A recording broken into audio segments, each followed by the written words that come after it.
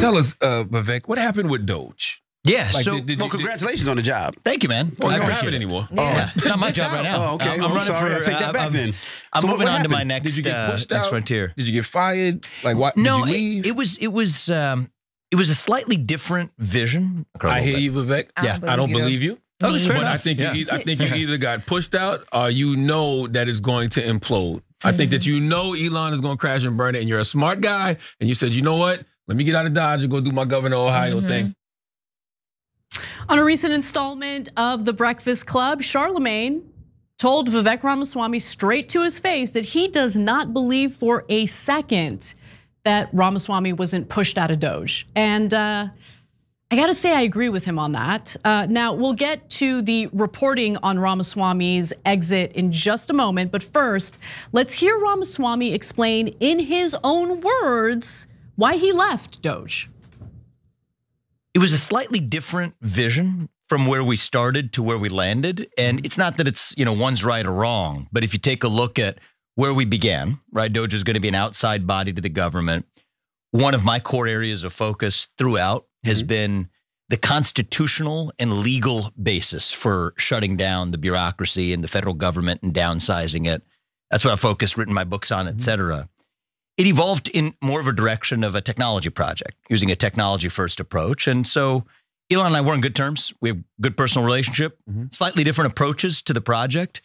And what he and I both concluded, and I think this is right, is given my focus on law, on legislation, the right way to realize my vision is through elected office. And so that's what I'm going to be pursuing.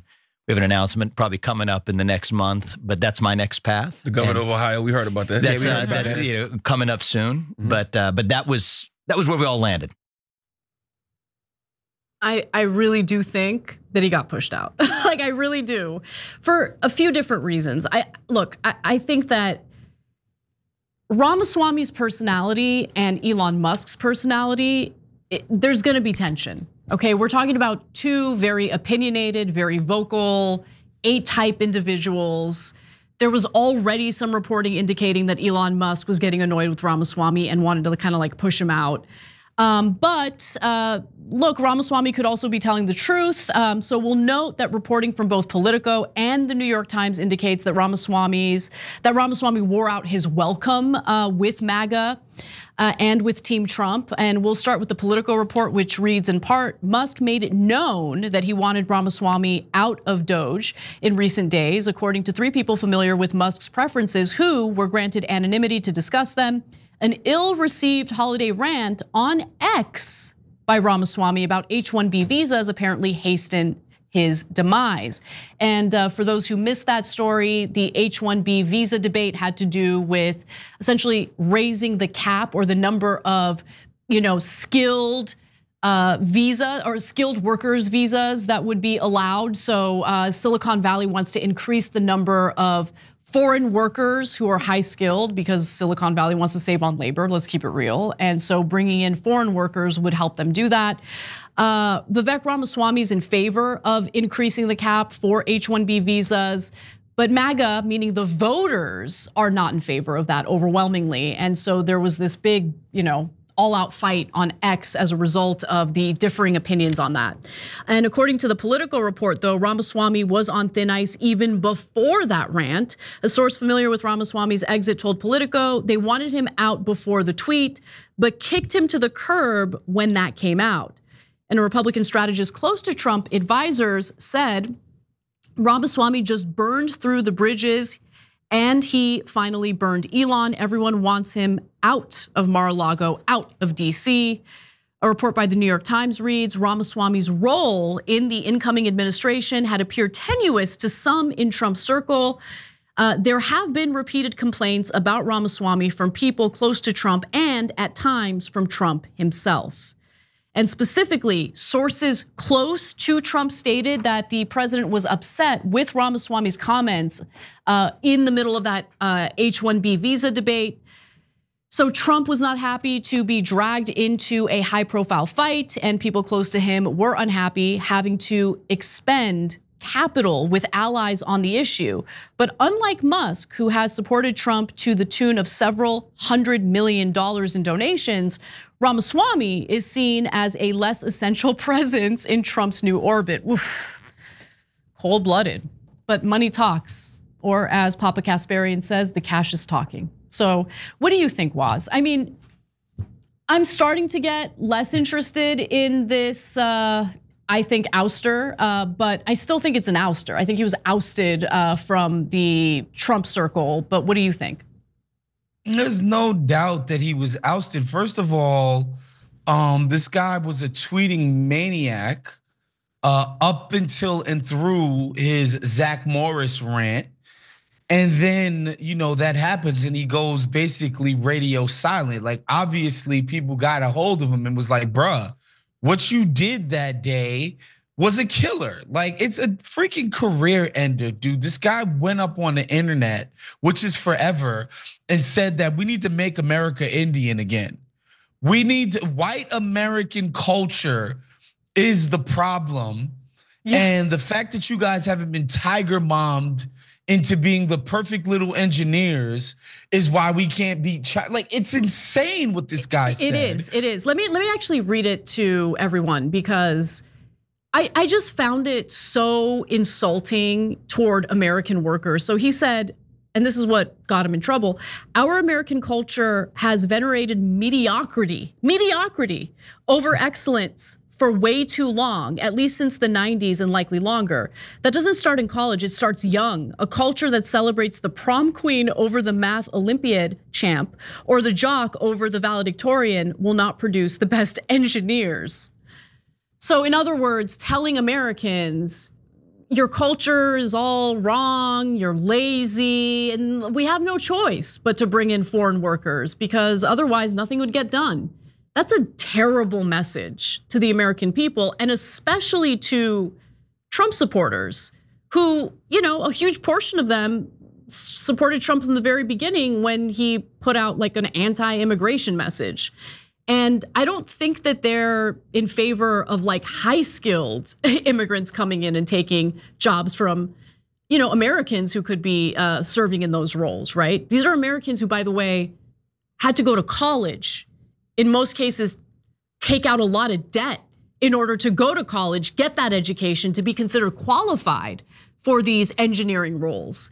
And for them to be undercut with H-1B visas is unacceptable. So I actually agree with them on this matter and disagree with Vivek Ramaswamy. But sorry to cut in, I just wanted to give the audience the exact wording of his Twitter thread.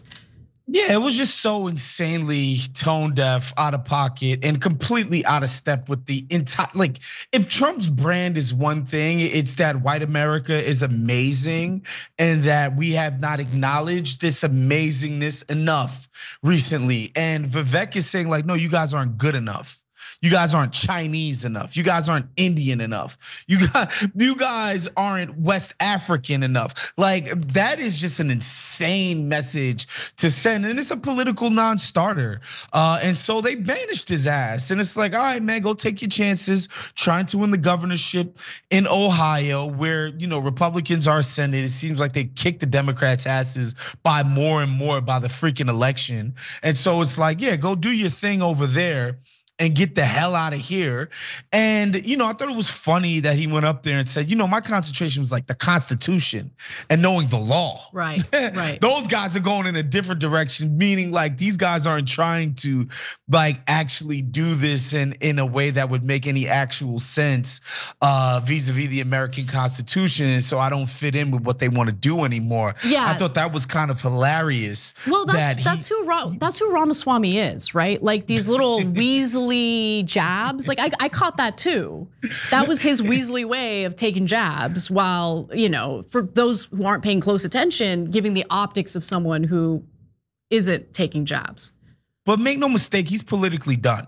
You think so? There's no way this guy can curry favor and trust with Republican voters when, because it wasn't one tweet.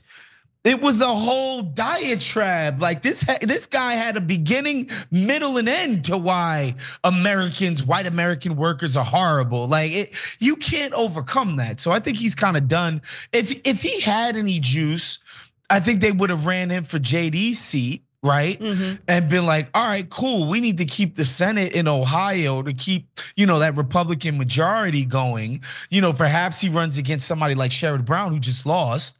And I think Sherrod Brown, I would have loved to see that Senate race of Sherrod Brown, who's been over there for a minute in the Senate out of Ohio for a minute. But again, the horrible brand recognition of the Dems all over the country, particularly in places like Ohio.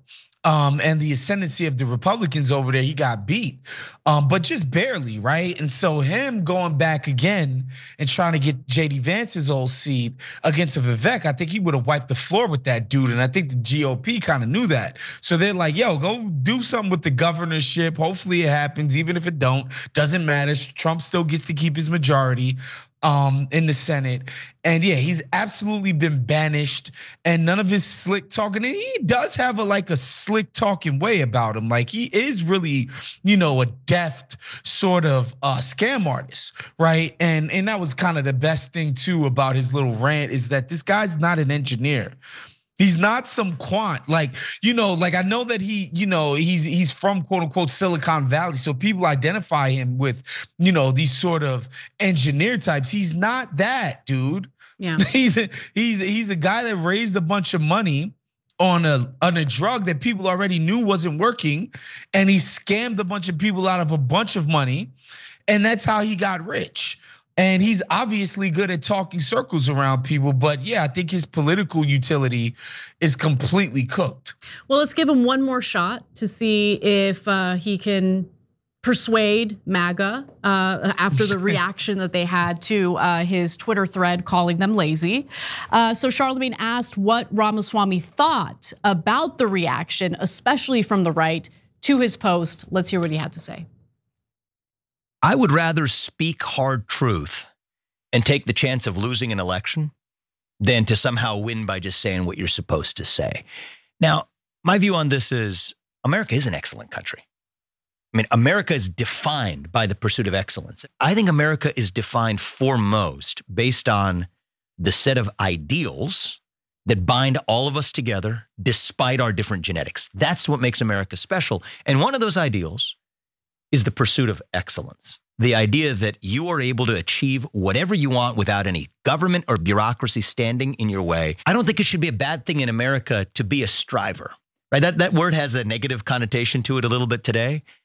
Our founding fathers were strivers. Our culture was built by strivers, right? Neil Armstrong and John Glenn, the people from my home state, went to outer space at the frontier. Did I know the message that I was delivering was going to make some people upset? I did. I'm against any kind of victimhood. Most of the time for the last 4 years, if I'm being honest, I think the dominant strain of victimhood has been a left-wing victimhood. But I wrote a book called Nation of Victims a few years ago that had a chapter called Conservative Victimhood. Nah, he's done. He's done. He's done. I had not seen that. Victimhood? Okay, look. No, that's gonna set my ass off. Are you kidding me right now? Victimhood? So explain to me how American workers, okay, we're talking about engineers, high-skilled workers who took their asses to 4-year institutions, took out a ton of debt in order to get that degree so they qualify for these jobs. Explain to me how it's victimhood to call out the unfairness of this system when Silicon Valley CEOs would rather import foreign workers, undercutting American workers in order to save money on labor, because that's what's happening. How is it victimhood to call that out? Man, he is. You know what? I commend MAGA for pushing him out. I do. And here's the other thing about Vivek Ramaswamy. He's always rubbed me the wrong way, and I couldn't quite figure out what it was about him. And it's the inauthentic nature of everything that comes out of his mouth. He's so insincere. He's so inauthentic. It's so gross.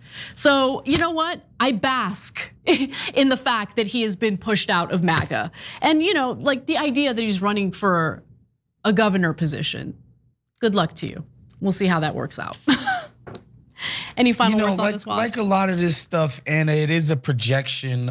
He's projecting his own victimhood of hot white chicks back when he was in college and high school who didn't want to have sex with him. The hot sorority chicks wanted nothing to do with him. Yeah, Mimi's a psychopath, y'all, just in case you weren't sure at home. He's still pissed off that he would go to the mall and eat ice cream at the food court by himself. And none of the hot white chicks wanted to hold his hand. And he just knew it's because he was an Indian dork.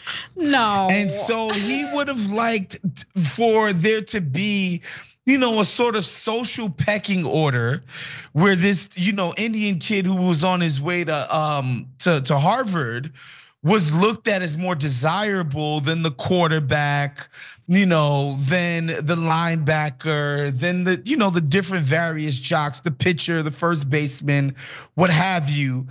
And that's what he's still crying about. That's what that entire diatribe was about, man. Like, this dude felt like he should be getting laid by the hottest white women in his orbit, and it never clearly happened for him.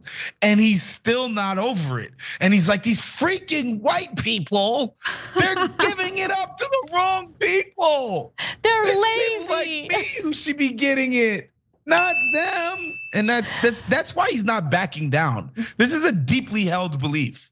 He's scarred from that experience. Maybe the world would be a better place if men got laid more. I don't know, but he's wrong. I guarantee you it would. I My God. guarantee you it would. Well, that devolved quickly, but yeah. Vivek's ridiculous, and American workers are sick of this crap. And so that's where the rage comes 100%. from, period.